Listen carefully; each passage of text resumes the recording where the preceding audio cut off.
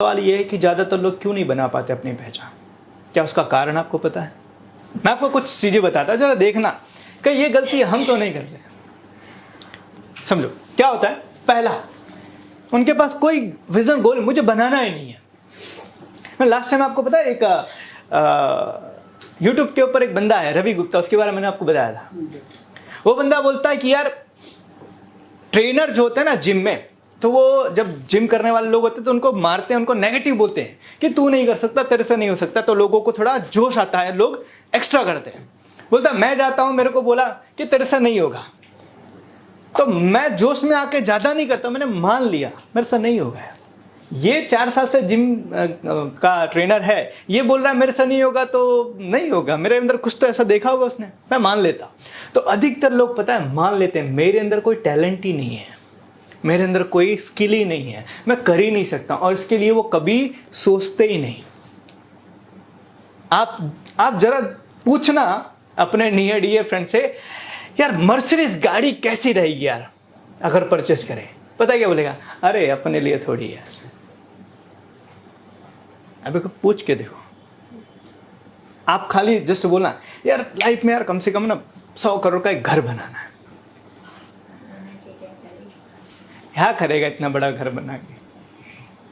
समझो है ही नहीं, उनको कुछ करना ही नहीं है। कई बार पता है आप लोग स्कूल में पढ़ते होंगे, तो जो बैक बेंच पे हम लोग बैठते थे, सब लोग जर्नली बैठते होंगे बहुत सारे, तो पता है उनको जब बोलते हैं यार तू पढ़ पढ़ पढ़, क्या करेंगे फर्स्ट आके? क्या करेंगे फर्स्ट आके? अपना काम सिर्फ पास हो जाना है, उतने में अपने को चलेगा। तो क्या जरूरी है 12 घंटे 14 घंटे मेहनत करना? अभी आप में से कितने लोगों ने 12th फेल देखा? उसमें पांडे होता है ना, उसमें पांडे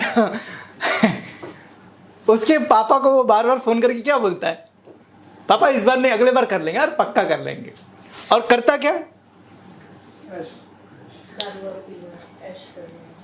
हम लोगों में से ज्यादातर लोगों की यही चीज है, कहने के लिए वो बोल देते करेंगे ठीक है, लेकिन वो उसके लिए कभी भी कोई विजन गोल नहीं बनाते कि करना है, ऐसे करूंगा, ये करूंगा। तो पहला कारण है कि 90% लोग जो अपनी पहचान नहीं बनाते, उनके पास पहचान बनाने का कोई सपना ही नहीं है, कोई ड्रीम ही नहीं है।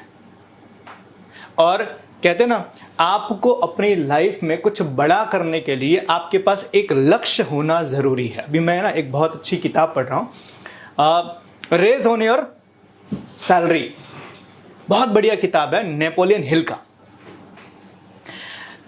उसमें एंड्रू कार्नेगी, बिजनेसमैन, इंडिया के बहुत बड़े हैं, सॉरी वर्ल्ड अमेरिका के बहुत बड़े बिजनेसमैन है, उनका इंटरव्यू लिया हुआ है। तो उसके अंदर उन्होंने बताया कि उन्होंने नेपोलियन हिल ने पूछा, सर आप अपने लाइफ में इतने सक्सेस हुए, इतने कामयाब हुए, आपने इतनी बड़ी स्टील की कंपनी बनाई, तो आप अपने सक्सेस के प्रिंसिपल शेयर करो। तो उन्होंने कुछ 16-17 प्रिंसिपल शेयर किए इस किताब के अंदर। पहली चीज उन्होंने बताई कि सबसे पहली चीज, अगर आपको अपनी लाइफ में सक्सेस होना है तो आपके पास एक सपना होना चाहिए, एक लक्ष्य होना चाहिए, गोल होना चाहिए। क्योंकि जब तक आपके पास कुछ नहीं है करने के लिए, आप कुछ करने की कोशिश ही नहीं करोगे। और अधिकतर लोगों के पास में कुछ करने के लिए नहीं है। एक्चुअल में हो क्या गया पता है? आज हम एज एग्जांपल हम जॉब कर रहे हैं ना, तो हमारी रूटीन फिक्स हो गई है, करना कुछ नहीं है, हमारी रूटीन फिक्स हो गई है। 7 बजे उठना है तो आंख खुल जाती है, समझो। 9:30 बजे इधर पहुंचना है तो कैसे भी करके हम इधर पहुंच जाते हैं। इधर आने के बाद में हम घड़ी का वेट करते हैं 6 बजे और हम घर जाए। हमारा आज का आने का कोई लक्ष्य था ही नहीं कि आज मैं ऑफिस जाऊंगा और ये चीज करूंगा। समझो, हम लोग के मार्क्स बहुत अच्छे नहीं आते थे स्कूल के अंदर, तो पता हम पढ़ाई कैसे करते थे?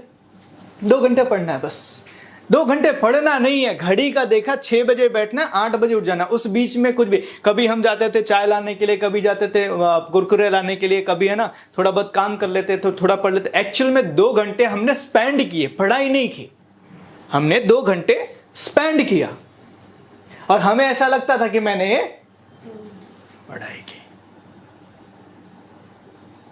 समझो, अभी ये इस एग्जाम्पल मूवी का अगेन मैं बताता हूँ, उसके अंदर पता है वो लड़की एक टाइम मशीन लेकर आती है, वो घड़ी स्टॉपर लेकर आती है, और वो बताता क्या है कि भाई आपको एक क्वेश्चन का आंसर मिनिमम 200 वर्ड्स के अंदर आपको देना है, कितने में? 2.5 मिनट में। तो वो बोलता है कि मैं 2 मिनट में करूंगा। That is preparation.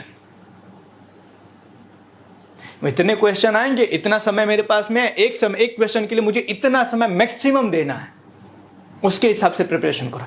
That is preparation. और वो तभी हो सकती है जब आपके पास में कोई गोल हो, कोई ड्रीम हो, कोई विजन हो।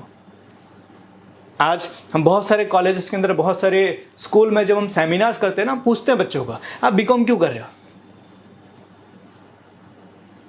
आप बीकॉम क्यों कर रहे हैं? सर 12वीं पास हो गई थी तो बीकॉम करना था। क्यों क्यों रहे? बीएससी क्यों कर रहे हो? इवन आप देखोगे आज एमबीए पढ़ाई करने के बाद में लोग आते हैं, उनको उनके ही सब्जेक्ट का कुछ नहीं आइडिया होता है, अपने खुद के सब्जेक्ट के बारे में उनको नहीं पता। लोग एचआर पढ़ के आते हैं, एमबीए इन एचआर पढ़ के आते हैं, उसके बाद भी एचआर के बारे में उनको कोई आइडिया नहीं। मार्केटिंग पढ़ के आते हैं, मार्केटिंग में कैसे कंटेंट बनाना है कुछ नहीं आइडिया, कितने तरह की मार्केटिंग नहीं आइडिया। दैट मीन कि उन्होंने वो पढ़ाई सिर्फ और सिर्फ एग्जाम पास करने के लिए की है। आप लोग ही सोचो, आप लोगों को पाइथागोरस का सिद्धांत याद है?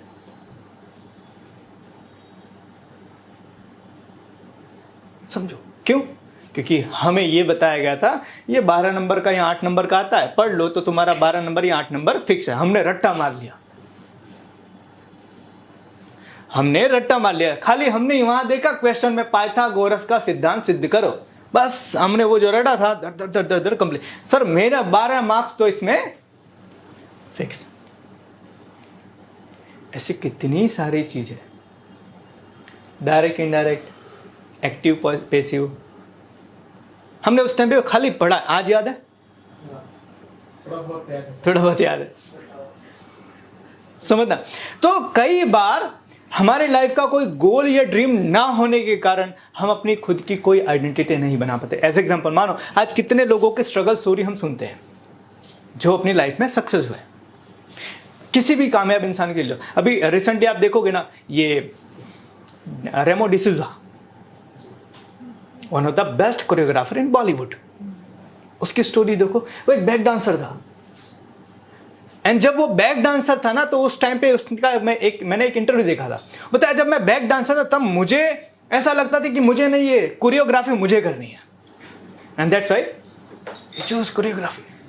एंड आज one of the best choreographer in Bollywood है।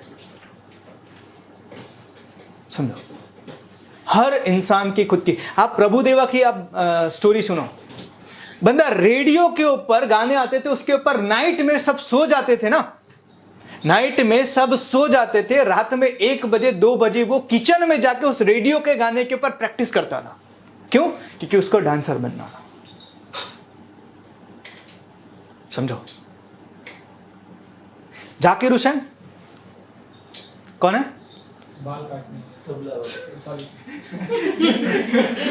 समझो, जाकिर हुसैन तबला बजाने वाला। आज भी बंदा, समझो, जाकिर हुसैन तबला बजाने वाला, आज भी बंदा सुबह 4 बजे उठ के 4 से 6 घंटे रियाज करता है तबला बजाने का।